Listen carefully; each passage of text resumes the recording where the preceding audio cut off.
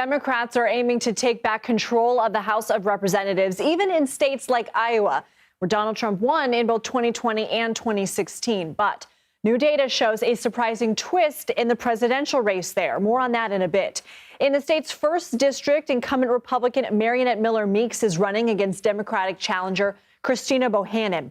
Miller-Meeks talked with our Elizabeth Cook earlier about this year's race and why she says the numbers look good for Republicans in Iowa. Just looking at the numbers themselves, for one of the very first times in our district, we have a Republican voter registration advantage, almost 9,000 more registered Republicans than Democrats. Joining us now is the Congresswoman's opponent in this race, Democrat Christina Bohannan. Thank you for being here. Let's talk about that twist. A recent Des Moines Register Mediacom poll has Vice President Harris polling ahead of former President Trump.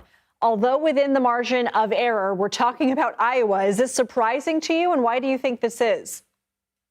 No, what we are seeing in Iowa is incredible. The enthusiasm, the momentum that we have seen here and built here over the past many months is really exciting. So, and this was happening long before Vice President Harris became the nominee. So we have really built a foundation on what we did last cycle when I ran in 2022, and there is so much enthusiasm. People are just ready for change. They are ready for us to get rid of this divisive, kind of toxic brand of politics. Iowans are good, hardworking people. They don't like this division. And they also don't like when their representatives are putting the special interests and the extremes of their party and party bosses over what they should do for Iowans here in the district. So this is something that we've been seeing here for many months. There's a groundswell of enthusiasm.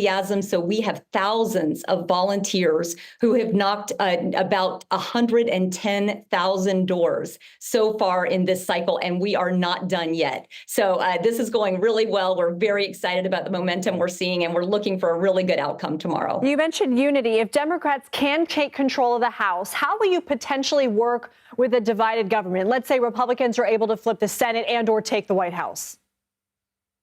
Look, my district is almost a third, Democrats, independents, and Republicans. And, we have got to work together here. Iowans want us to work together. I did that when I was in the state legislature, and I have a lot of really good relationships across the aisle. So I will be working very hard to reach out to Republicans and independents to see what their priorities are, how I can make Iowans' lives better across the board. We have to end this type of politics where a politician only represents their base or people who already agree with them. That is not what this job is. This job is representing everyone in your entire district, and that's what I plan to do when I'm in Congress. You said that people are looking to end divisiveness. Are there other issues that you're hearing from your constituents? Maybe some of a third of independents or even a third of Republicans who might be willing to vote Democratic in this time around. What issues are driving them to do that? Absolutely. That is what we're seeing. There are multiple issues here that really are not about party. 2/3 of Iowans support a woman's right to make decisions about her own body and her reproductive health. And so my opponent has a very extreme record on this. She supported the 6-week ban that is now the law in Iowa. It's one of the most extreme in the country. And then she went to Congress and actually co-sponsored a life at conception bill that would ban all abortions across the entire country with no exceptions at all. And I can tell you that Republicans, independents, and Democrats alike are very unhappy with her on this issue.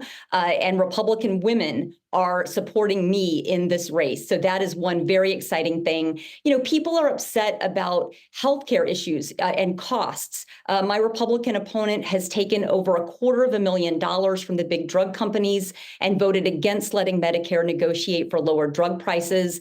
She even took a campaign contribution from a group of insulin manufacturers on the very same day that she voted against capping the price of insulin at $35 a month for our seniors. And this is a district where we have a lot of seniors and a lot of people on Medicare. So those are issues that really, span all of the political party. Well, Christina Bohannan, certainly interesting what's happening in your state. We'll see what happens tomorrow. Thank you for your time. Thank you so much.